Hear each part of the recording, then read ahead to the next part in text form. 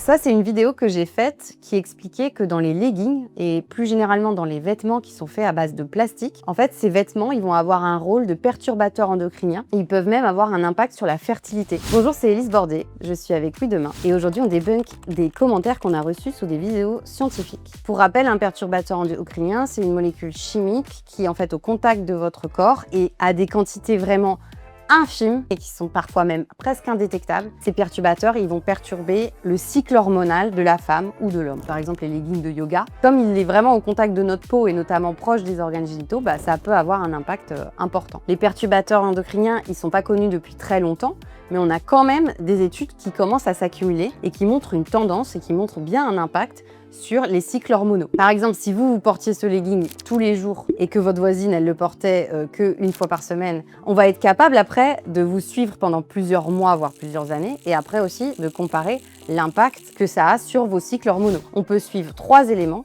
la dose, la fréquence et le temps d'exposition. L'impact de ces perturbations, c'est qu'en fait, votre corps, c'est un équilibre. Il est souvent régulé par ses hormones, justement. Et donc, si cet équilibre, il est déstabilisé, il peut y avoir des impacts sur le métabolisme, sur des maladies chroniques.